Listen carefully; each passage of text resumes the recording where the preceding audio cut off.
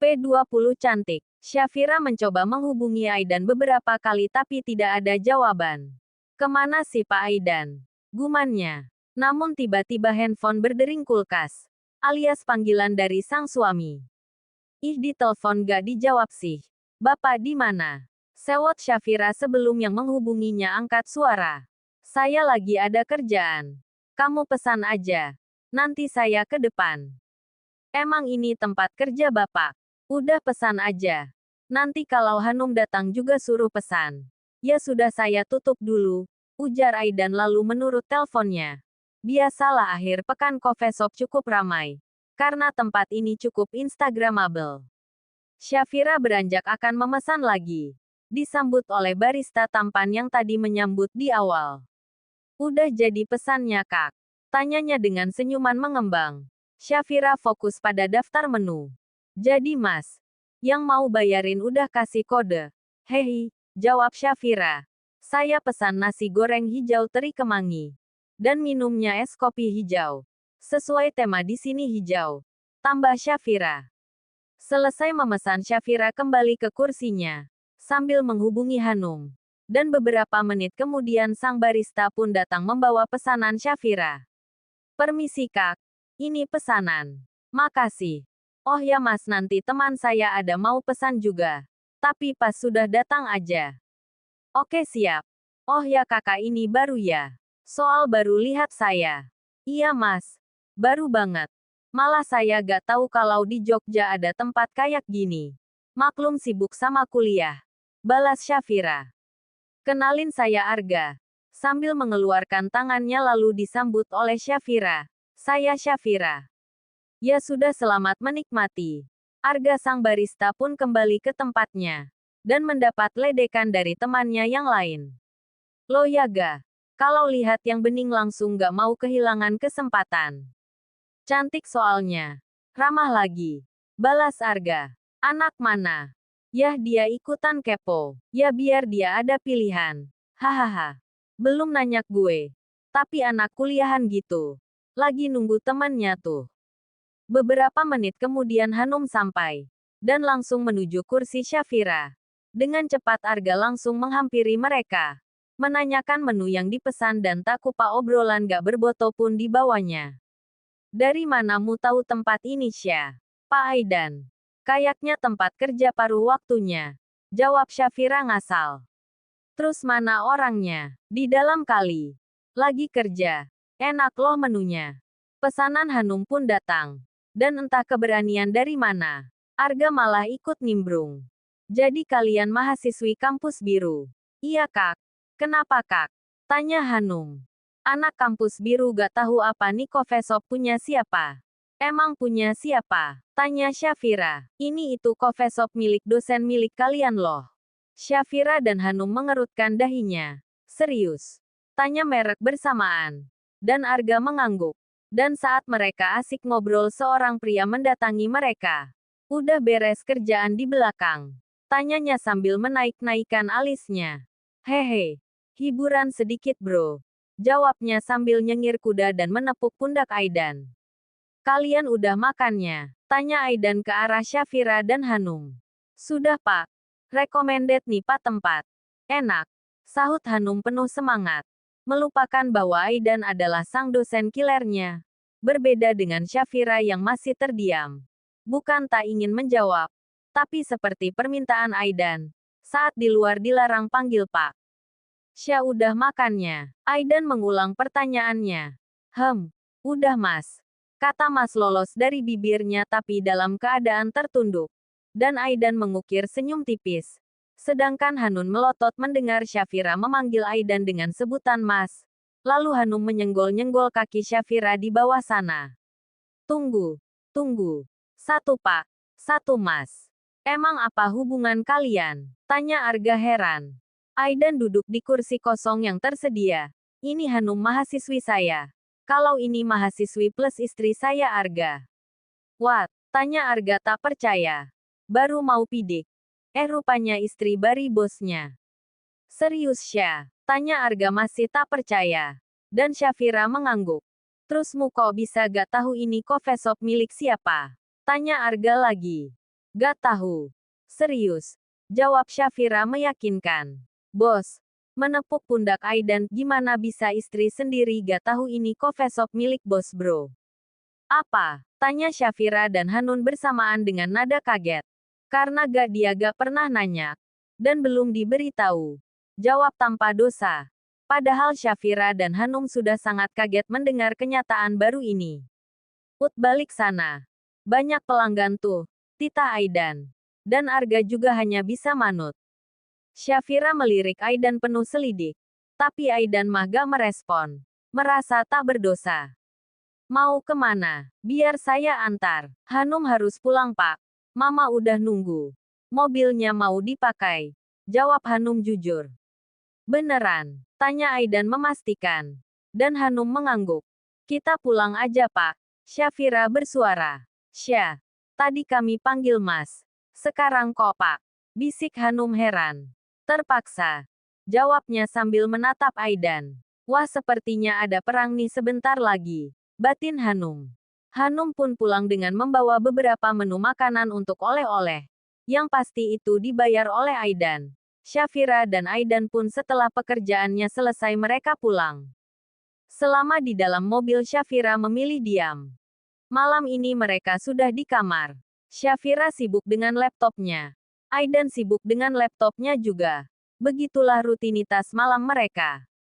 Syafira lebih dulu menyelesaikan tugasnya. Lalu dia beranjak mendekati Aidan yang duduk di sofa dengan laptop di depannya.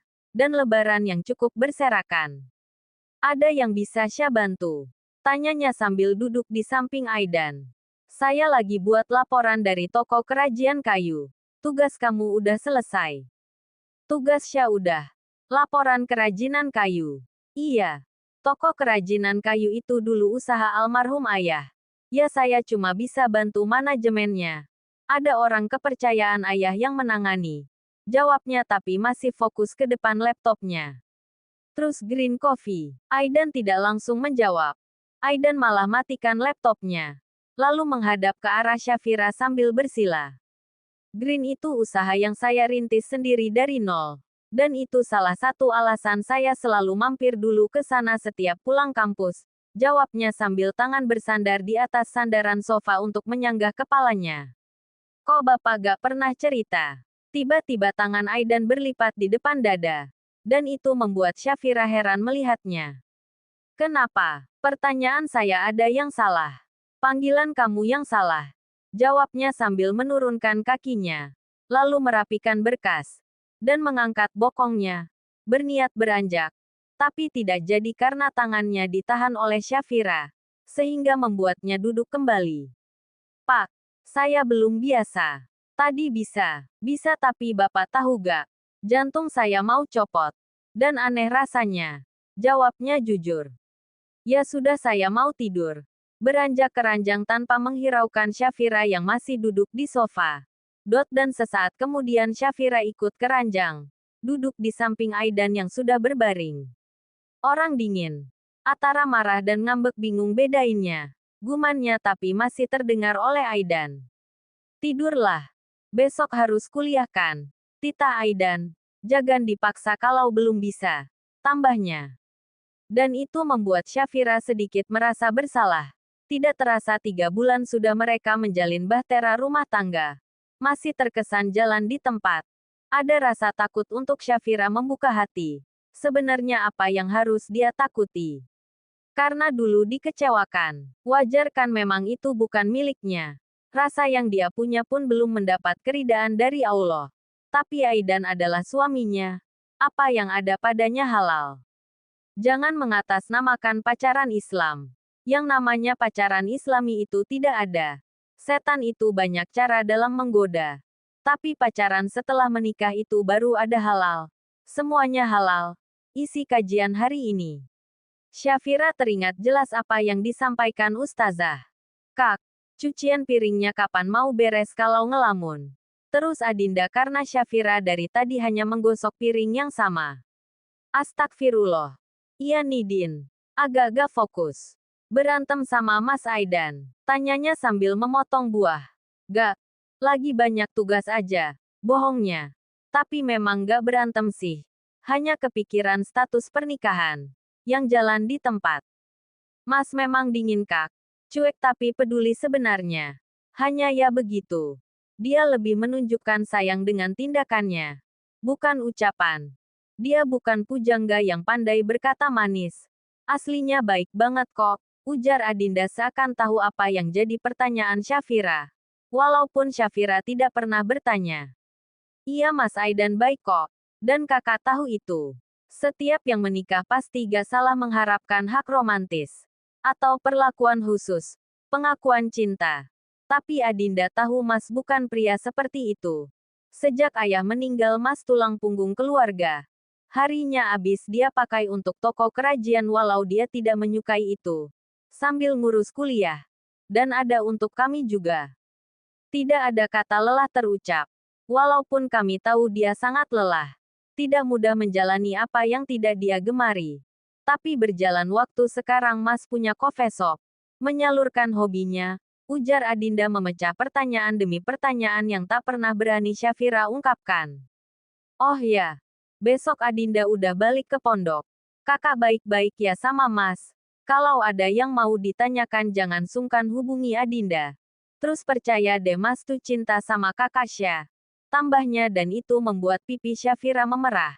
Malu, kenapa bisa sang adik ipar begitu peka? Sang berbeda dengan Aidan yang lebih terkesan dingin. Mungkin Adinda dididik untuk dewasa dan mandiri di pondok. Dan juga sangat peka. Jadi tak heran membuat begitu bijak di usianya yang masih muda. Kak, Adinda punya kado. Udah Adinda taruh di kamar. Buka ya, dan pakai. Kado, iya. Anggap aja kado pernikahan. Adinda mau ke kamar. Beresin koper. Oh ya Kak dicoba ya. Adinda mau lihat. Setelah cucian piringnya beres Syafira pun naik ke kamar. Kok bukan Simba yang nyuci piring? Simba lagi pergi bareng bunda ke supermarket. Sesampainya di kamar, Syafira melihat sebuah kotak berwarna coklat. Syafira pun membukanya. Ternyata sebuah gamis cantik warna maron kombinasi coklat dari sang adik ipar. Syafira tersenyum melihatnya.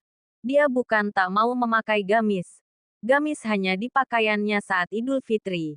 Hari biasa. Ya dengan pakai ala Syafira. Tapi niat baik Adinda pun tak mungkin ditolak. Syafira menuju kamar mandi. Selesai rutinitas mandi Syafira mencoba mengenakan gamis yang diberikan oleh Adinda. Karena seperti pesan Adinda, dia ingin melihatnya. Gamis itu pun dipakai. Dan Syafira sedikit memoles wajahnya. Dan siapa sangka saat membuka pintu ingin menunjukkan penampilan ke Adinda. Ternyata Aidan sudah berada di depan pintu. Sudah membuka pintu. Dan betapa terkejutnya Aidan melihat penampilan Syafira. Berusaha menelan safilahnya. Matanya melihat Syafira dengan lekat. Sedangkan Syafira tertunduk. Sejak menikah selain gaun pernikahan. Ini gamis pertama yang dia pakai di depan Aidan. Kak udah dicoba? Tanya Adinda yang tiba-tiba membuyarkan kecanggungan mereka. Mas, kapan pulang? Tanya Adinda yang baru sadar ada masnya. Barusan, Adinda masuk ke kamar dan betapa kagetnya dia dengan penampilan Syafira. Masya Allah, cantik. Tuh kan pas banget. Puji Adinda dan itu membuat Syafira salting alias salah tingkah. Cantik kan Mas? Pertanyaan itu dia tujukan ke Aidan yang tak kalah terpesona. Cantik. Jawabnya singkat dan jawaban itu membuat Syafira makin tidak karuan. Bagaimana tidak itu pujian pertama sejak mereka menikah. Aidan lelaki normal. Bukan tidak sadar akan kecantikan sang istri. Bukan tidak tertarik untuk menyentuh sang istri. Apalagi setiap melihat Syafira menggulung rambutan, menampilkan leher jenjangnya, memperlihatkan kulit putihnya. Tapi Aidan sangat ingat akan janjinya. Takkan menuntut kewajiban Syafira sebelum Syafira siap. 3 bulan berada di kamar yang sama. 3 bulan di ranjang yang sama. Sungguh tidak mudah. Aidan lelaki normal dan dewasa. Usia 26 tah. Hanya dia mampu menutupi dengan sikap dinginnya. Ya sudah. Adinda keluar deh. Dipakai ya Kak. Kakak lebih cantik pakai pakaian seperti ini. Apalagi hijabnya menutup area dada. Ujar Adinda lalu berlalu keluar. Rasa gugup dan canggung semakin Syafira rasakan. Apalagi Aidan kini sudah tepat berada di depannya. Aidan mengunci kamarnya. Syah mau ganti baju dulu ya. Mau ke bawah siapa tahu bunda udah pulang. Ujarnya sambil membalikkan badan berusaha menghindar Aidan. Tapi sayang tangannya dengan cepat Aidan raih. Tiba-tiba Aidan memeluk Syafira dari belakang. Entah keberanian dari mana. Apa ini puncak kesabarannya? Apa dia akan mengingkari janjinya sebelum menikah dulu? Aidan memeluk Syafira. Menenggelamkan kepalanya di leher Syafira yang berbalut hijab. Syafira mematung tidak tahu apa yang harus dia perbuat. Tapi jika harus jujur, ada rasa hangat yang mengalir. Apa benar Aidan mencintainya seperti yang Adinda ucapkan beberapa jam lalu? Mas, Syah mau ganti baju. Ujar Syafira sedikit terbata. Mas, panggilan Mas yang lolos tanpa perintah atau saat di depan orang lain membuatnya Aidan semakin mengeratkan pelukannya. Biarkan seperti ini. Sebentar saja. Pinta Aidan dengan lembut. Dan Syafira pasrah. Berontak atau meronta itu tidaklah mungkin. Apalagi sampai didengar orang. Aidan adalah suaminya. Dan entah berapa menit sudah mereka di posisi yang sama. Mas, pegel. Mandigi. Panggilan itu lagi sepertinya keberadaan Adinda membuatnya terbiasa dengan panggilan itu. Aidan membalikkan tubuh Syafira. Dan kini mereka pun berhadapan. Tiba-tiba Aidan mendaratkan satu ciuman di kening Syafira. Dan itu membuat Syafira membuka matanya lebar-lebar. Ini kali kedua Aidan mencium keningnya setelah menikah. Yang pertama di hari pernikahan dan yang kedua saat ini. Bedanya ini cukup lama. Dan ada kehangatan di dalamnya. Sesaat kemudian Syafira memejamkan matanya. Seakan menerima kehangatan yang Aidan berikan. Merasakan rasa sayang dan cinta yang tak pernah Aidan ucapkan. Apakah Aidan sudah benar-benar mencintainya? Dan apakah Syafira juga sudah sepenuhnya menerima pernikahan ini? Mampu membuka hati untuk sang kekasih halalnya. Sejenak berpikir inikah nikmat cinta halal. Takkan ada dosa yang mengalir. Melainkan ibadah yang tiada akhir. Inikah nikmat dari rasa sakit yang dulu pernah dia rasakan? Lalu bagaimana jika pernikahan terbongkarnya? Apa reaksi teman-teman atau dosen lain? Sanggup dia melewati itu semua? Semua itu seakan berperan dalam pikirannya. Aidan melepaskan ciumannya. Lalu kembali menatap istri nakalnya dengan senyuman. Sebuah senyuman yang sangat indah. Tanpa harus diminta. Wanita manapun yang melihat pasti terpesona. Mas mandi dulu. Ujar Aidan. Jangan diganti bajunya. Kita makan malam di luar. Tambah Aidan. Tak ada jawaban Syafira malah terpaku dengan sikap manis sang suami dinginnya itu.